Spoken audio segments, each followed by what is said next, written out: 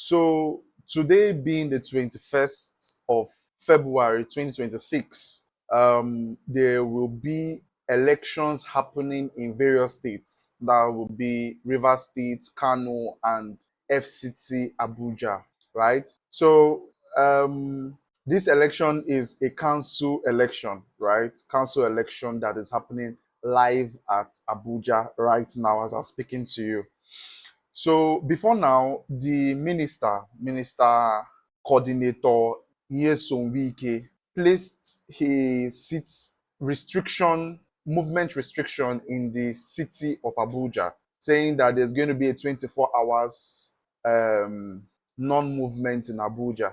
Now, just because of the council election that is happening today. Now, when I saw that news, I was like, because of council election, you are putting a 24 hours non-movement in a state.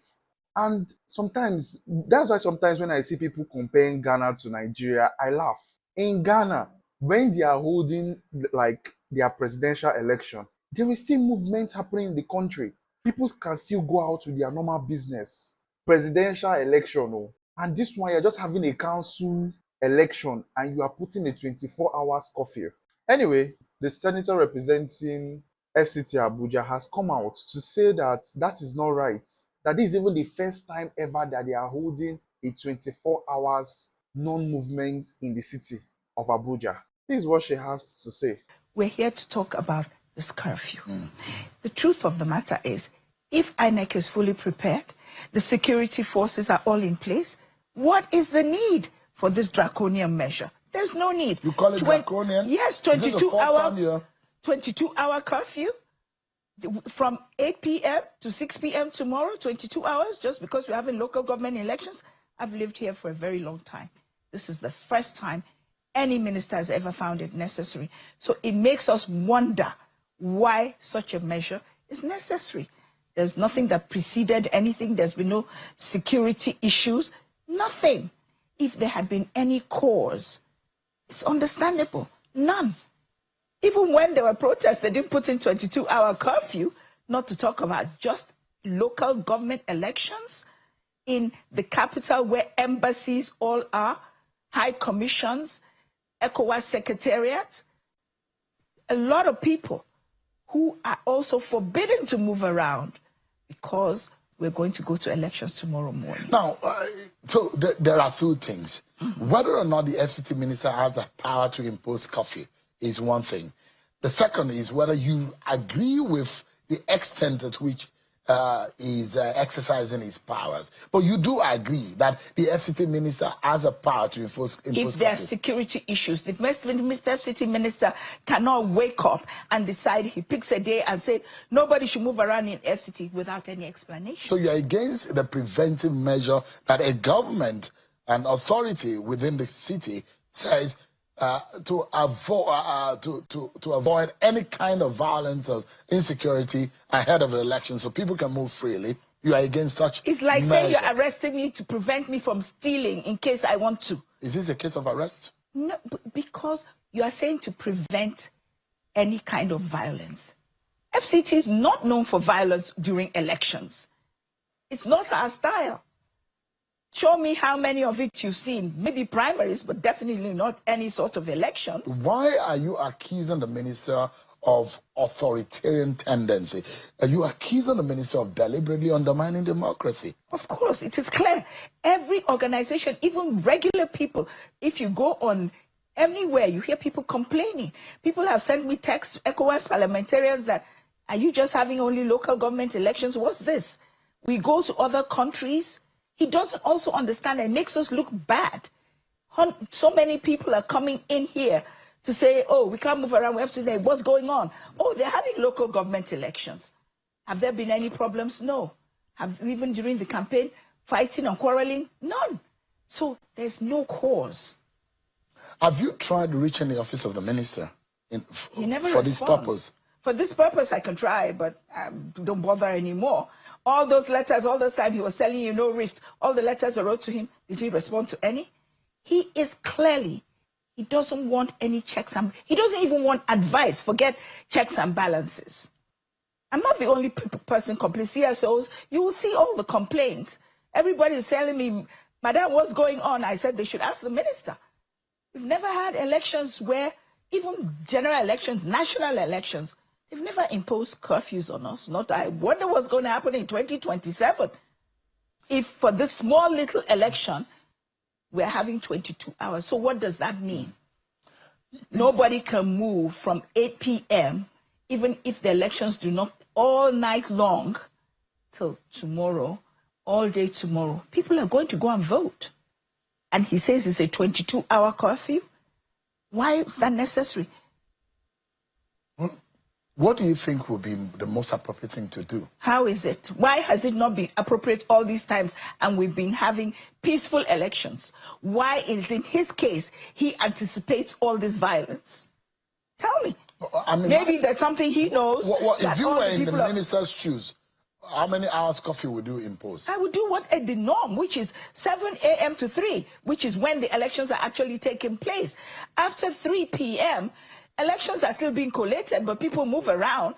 That's been the norm always for every election, almost everywhere in this country. Why is this election different? What do you suspect is going on?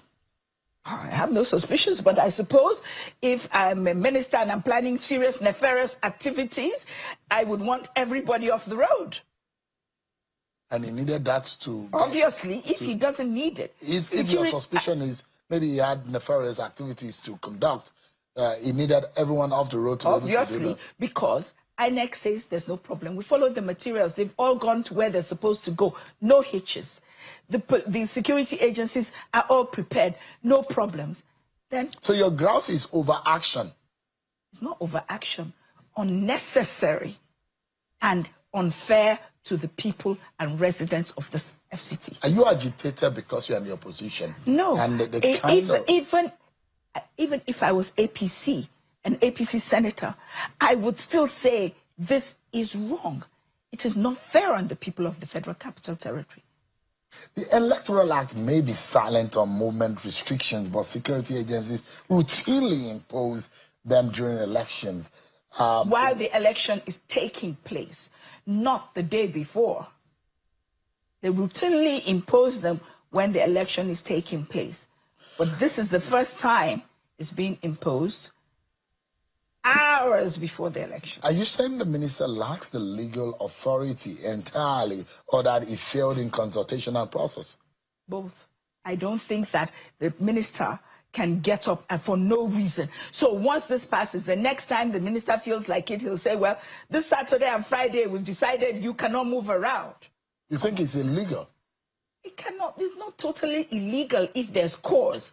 There's no cause. But what about if intelligence report advises so? Which intelligence report? There's been no cause.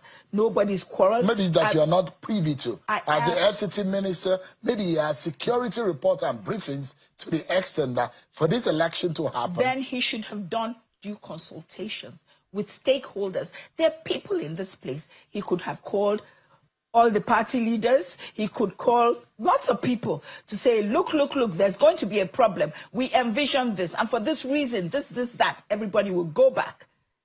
You've called for immediate suspension of the curfew. If security deteriorates, who bears the responsibility? Well, there's no, unless he's planning it, there should be no reason. There are no indicators. Nobody wakes up and imposes curfew on any community when the people are peacefully going about their business. That's my point.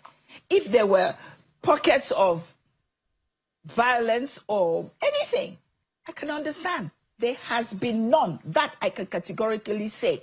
Yesterday, throngs of people in this town, hundreds of them. Nobody fought anybody. He did not impose a curfew to that.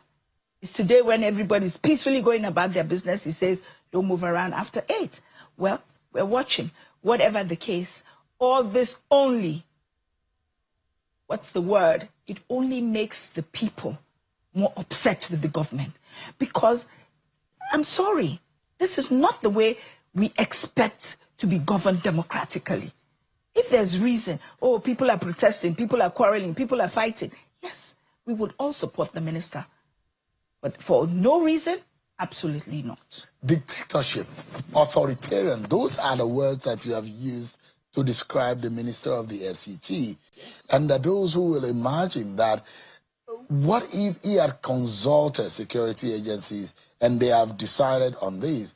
Have you tried as much as possible to reach out? If you say reaching out to him has not ever yielded any result, say based on your past or the antecedent or your relationship with the frosty one with the minister, have you tried to reach out to any of the security minister agencies? And I have only ever interacted.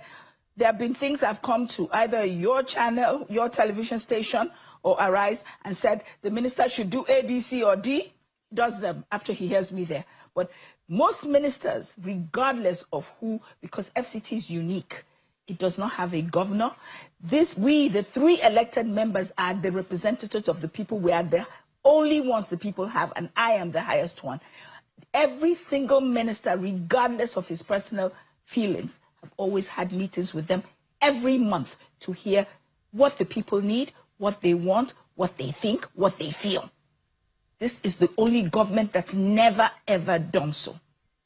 But that notwithstanding, the people still have some rights. Every person you talk to, my phone is full of complaints. And my attitude is, well, it's the usual style of the minister.